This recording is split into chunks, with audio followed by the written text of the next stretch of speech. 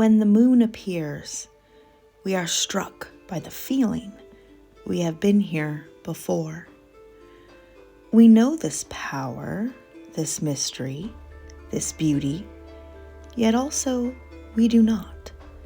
It's intense, it's strange, it's, well, a little scary.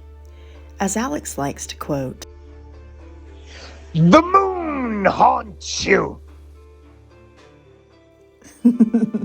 Yes, he always says that when he sees the full moon.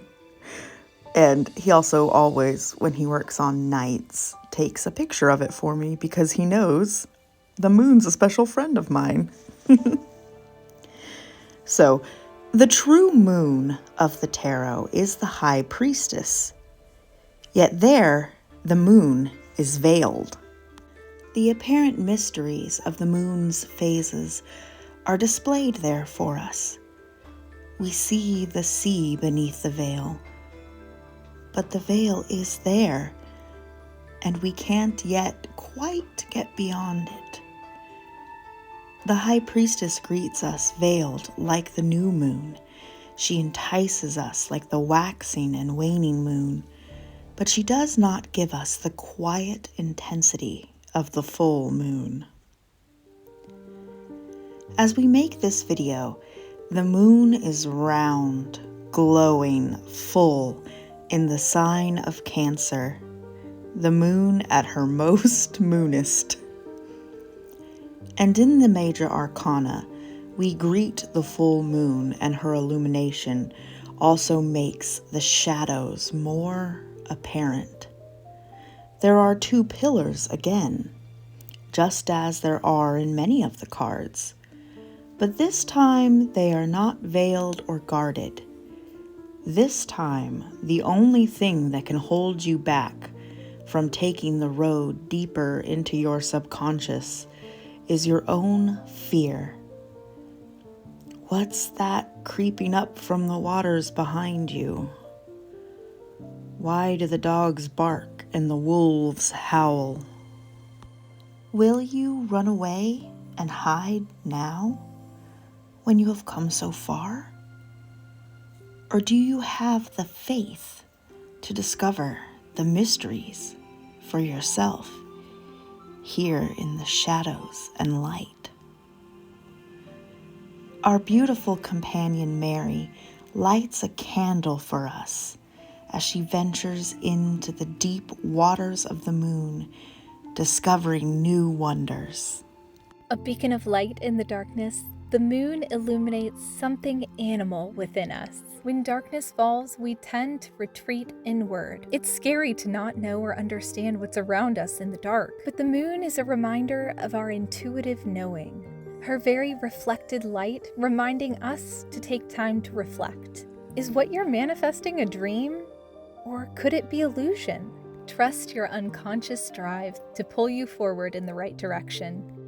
When meditating on this card, I did a little research on the different types of moons. One that stuck out to me in particular was talking about when deer shed their antlers and also when they grow them the strongest. These are all in accordance with and marked by different lunar cycles. The moon gives space for shedding of things that don't serve us and for immense growth. Take the time you need to reflect. Identify the shadows within you. Trust your intuition. Don't fear it. It's always there as a beacon in the dark. Mary, when you sent this to me, my smile was a mile wide. You cracked the moon open for me even more, and you also brought us the gift of antlered moon phases, something I did not know. But a true synchronicity through you, me, and Marion. Without knowing that you were following the deer trods towards the moon, Marion was connecting even more deeply with the antlered goddess Ellen of the Ways this week. Reading Caroline Wise's book, Finding Ellen. In fact, it was through talking about Ellen that I met Marion through Obod, and here we see what Ellen began in this tarot journey.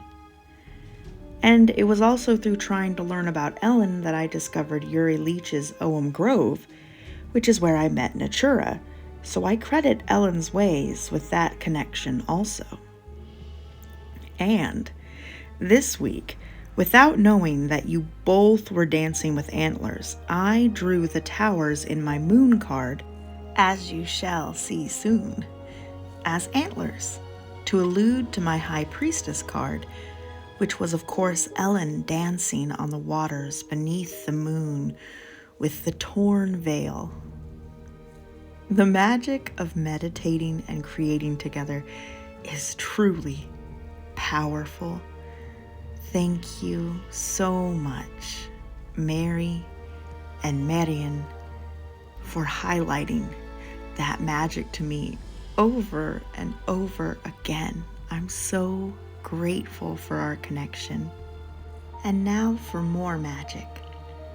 Our dear companion, Marion Marou, has chosen to venture into the shadowy, silvery subconscious world the moon opens up with her poetry and art.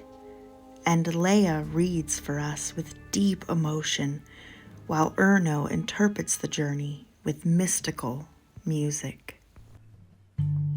Deep in the hidden thickets, beyond your conscious mind, a secret world is weaving, its creatures sometimes breaking through the mists, controlling what you dream, you feel, you do. Some are resulting from a culture that has been infusing you since childhood. Some are your hidden fears and lusts moving beneath your recognition. And some are old, much older than you are. They are echoes in your cells and genes, transferred into your present life. Like beasts that dwell in inner forests, they are yelping like a wounded dog from fear, or howling like a starving wolf beneath a blackened sky. You've gone this far, my child, and now it's time to visit all these hidden places, to honor them, for they are also you. I am the Queen of Night, the sovereign of all dark places. I am the focused gaze, sharp like an arrow.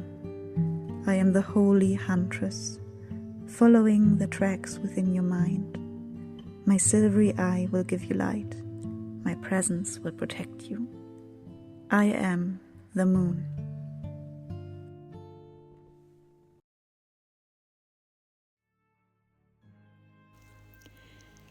As always, dear Marou, your art, your poetry speaks to the deep needs, joys, and wounds within me.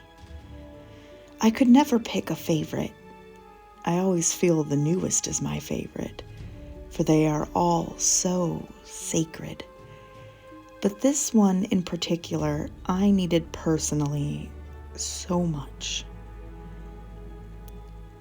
Hearing Leah's tender voice and Erno's gentle guitar, the words and image pressing into me, tears that have been brewing but were not yet shed were finally released.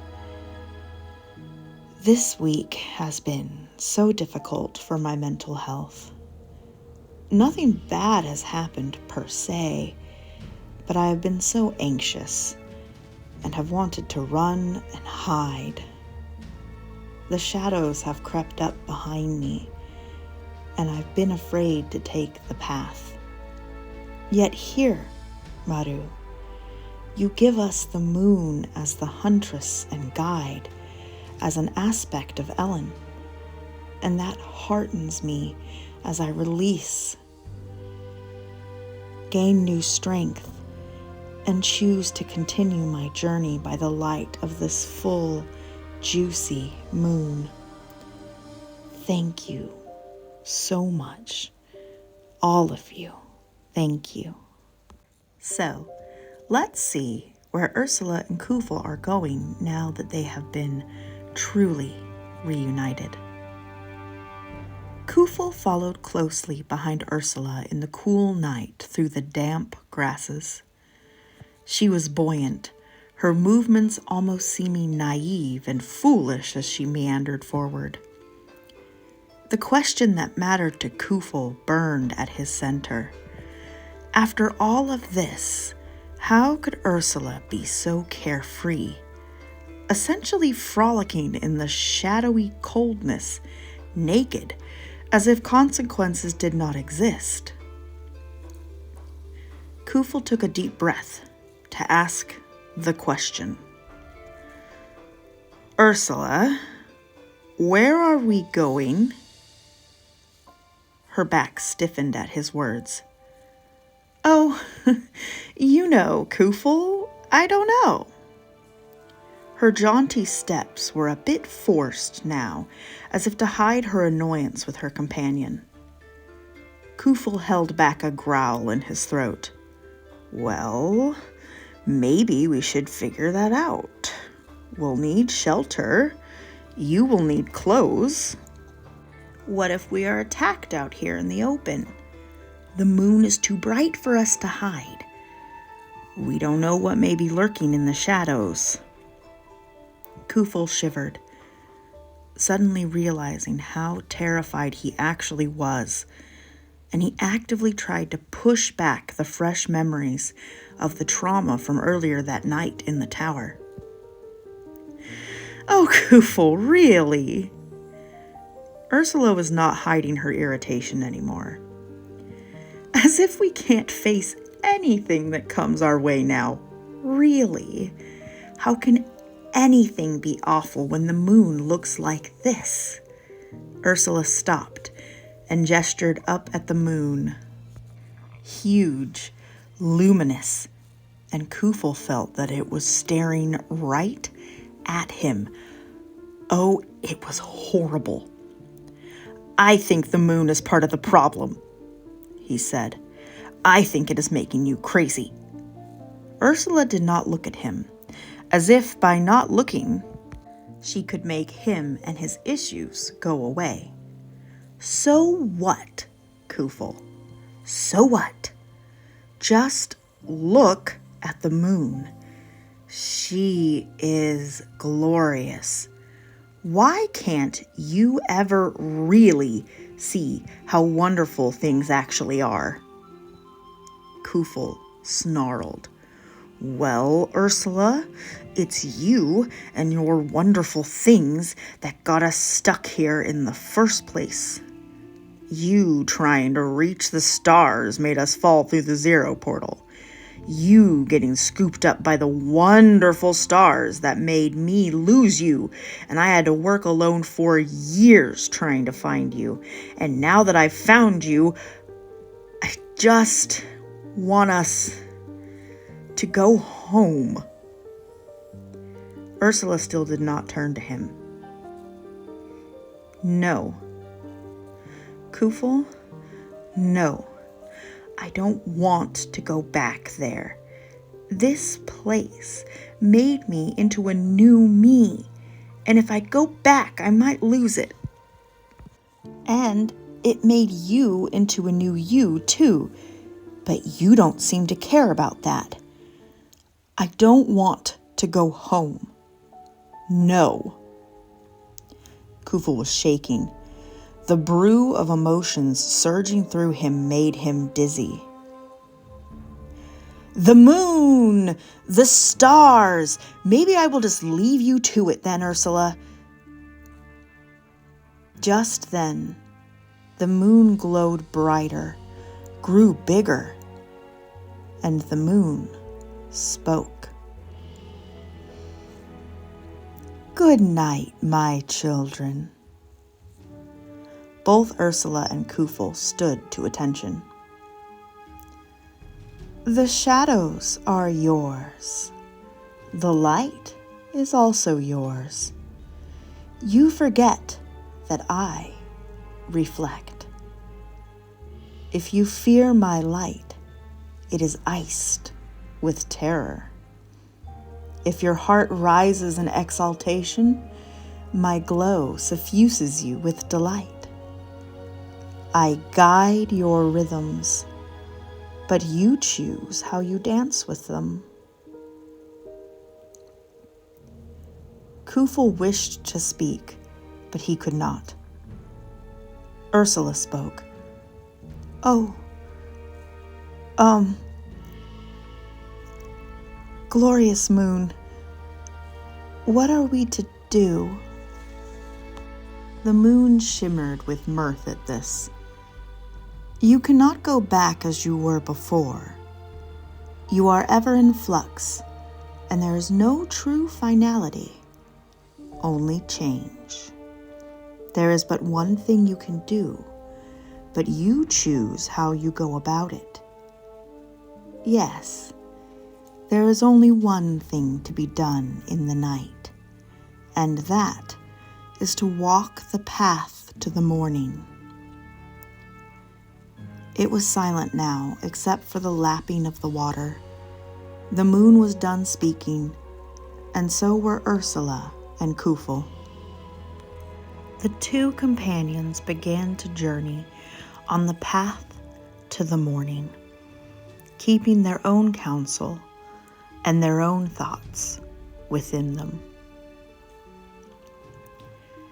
And so we leave Kufel and Ursula to their journey.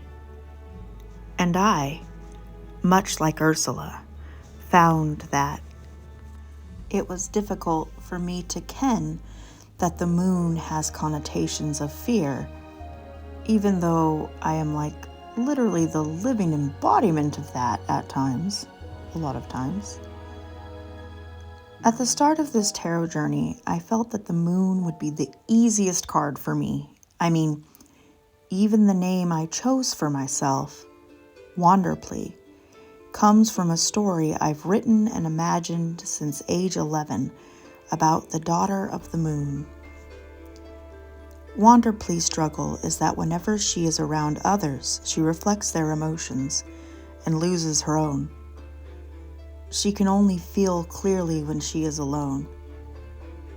She is also a source of power, and she must win her own sovereignty to ward off those who would use her as a magical battery, as well as those who would just use her as a vessel to work out their own self-concepts in.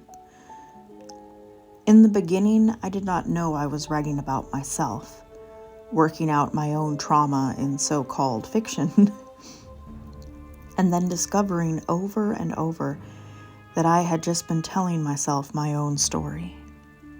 And that story continues to evolve, which is why I may never finish the story. There might not ever be a complete wanderplea novel, because I am writing myself. I'm still blessed by my lunar attributes, and I also still struggle with them. In my deep love of the moon, I am often caught by the creature that crawls up from the deeps, and I still often find myself trapped by sun-like individuals whose strong personalities I allow to make me small or to use me as a reflective surface for themselves. Life is a journey, and sovereignty is something that must be continually fought for and guarded. And as the moon moves through her phases, only showing us as much of her as she wants to, and at times not showing us her face at all, she teaches us about the ebb and flow of our own journey, about boundaries, about growth, and letting go.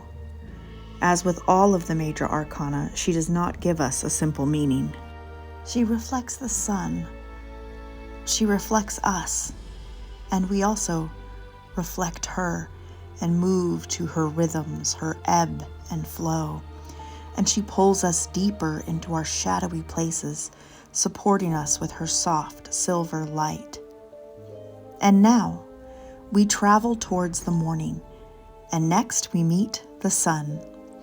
If you would like to join us on our journey, there is information in the description box below. Join us next week for the sun. We would love to have you here with us, rejoicing in the light. And massive full moon thank yous to our wondrous companions, Mary, Ethan, Marion Marou, Leah, Erno, Joanna, Natura of the Mists, George, and my beloved Alex. And we'll see y'all next week. Bye! The moon! The moon haunts you!